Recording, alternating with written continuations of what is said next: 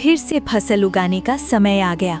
चलो उस लालची जमींदार से आज फिर से मुलाकात करती हूँ और उससे ठेके पर जमीन लेकर फिर से फसल उगाती हूँ और देखती हूँ कि इस बार वो जमींदार शर्त में अपना कौन सा खुराफाती दिमाग लगाता है। ये सोचकर रानी ठेके पर जमीन के लिए उस जमींदार के पास फिर से जाती है। अच्छा, तो तुम मुझसे मिलने के लिए फिर से आ गई। देखो लड़की, तुम मुझसे ज्यादा होशियार बनने की कोशिश मत करना। मैं भी जमींदार ठाकुर सिंह हूँ, मुझे होशियारी नहीं आती है। मालिक, मैं तो एक गरीब किसान की बेटी हूँ। होशियार तो आप लोग हैं जो गांव के गरीब किसानों की मजबूरी का फायदा उठा रहे हैं। अपनी जुबान पर काबू रखो रानी। ये तुम क्या बोले जा रही हो? जिस काम के लिए आई हो वो बात करो। यहाँ ज्यादा ज्ञान बांटने की जरूरत नहीं है। ठीक है मालिक, चलिए काम की बात करते हैं।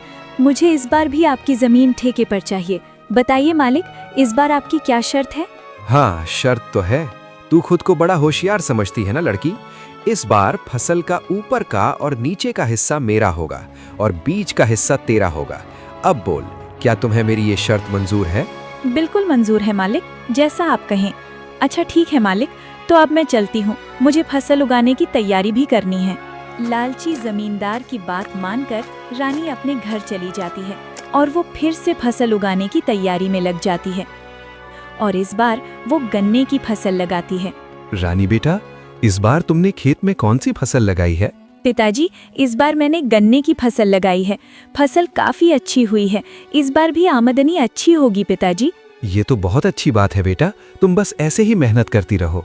कुछ महीनों बाद लालची जमींदार और उसका नौकर दोनों रानी के पास आते हैं। मालिक, इस बार तो रानी का दिमाग ही चकराने वाला है। इस बार तो आपने शर्त ही ऐसी रखी है, ऊपर का हिस्सा आपका और नीचे का भी हिस्सा आपका। तुमने बिल्कुल सही कहा कालू। इस बार मैंने अपने दिमाग का 100% उपयोग करके ब्रह्मास्त्र छोड़ा है। मैं भी अब देखता हूँ वो किसान की बेटी रानी कैसे बचती है। इस तरह दोनों बातें करते हुए खेत के पास पहुंच जाते हैं और जैसे ही वो खेत के पास पहुंचते हैं तो देखते हैं कि इस बार रानी ने गन्ने की खेती की है। मालिक, ये रानी तो आपकी भी अम्मा निकली। देखिए जरा, इस बार उसने कौन सी फसल लगाई है। अरे ये क्या, इस रानी में तो इस बार गन्ने की फसल लगाई। अब बताओ भला, ऊपर का और नीचे का हिस्सा मेरा होगा और बीच का हिस्सा उसका होगा। मतलब इस बार भी मेरे हिस्से में घास फूसी आनी है। मैं इस बार भी बेवकूफ बन गया, मान गया इस किसान की बेटी के दिमाग को। अरे मालिक, आइए आइए, कैसे हैं आप दोनों? आपस में क्या खुसुर फुसुर कर रहे हैं? अरे वाह, एक तो चोरी ऊपर से सीना जोरी। तुमने मुझे इस बार भी बेवकूफ बना दिया ना। नहीं मालिक, जरा मुझे भी तो बताएं कि मैंने आपको क्या बेवकूफ बनाया है। मालिक, आप तो गांव वालों को बेवकूफ बनाते हो।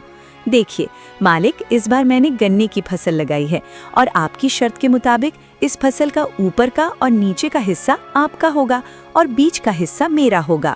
अरे ओ किसान की बच्ची, मालिक को ज्यादा होशियारी दिखाने की कोशिश मत करो। बेईमानी और मक्कारी में ये सबके बाप हैं बाप।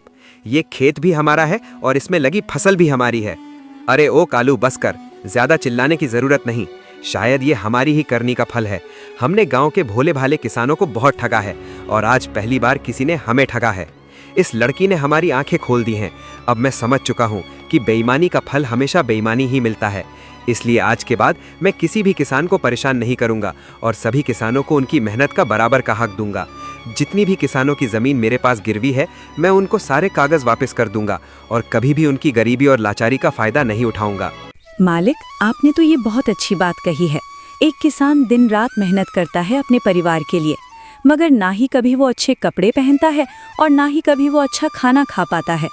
अपने परिवार का पेट भरने के लिए वो दिन रात अपना पेट जलाकर खेतों में मेहनत करता है। ऐसे में इन गरीब किसानों के साथ बेईमानी करना और उन्हें तकलीफ देना अच्छी बात नहीं है।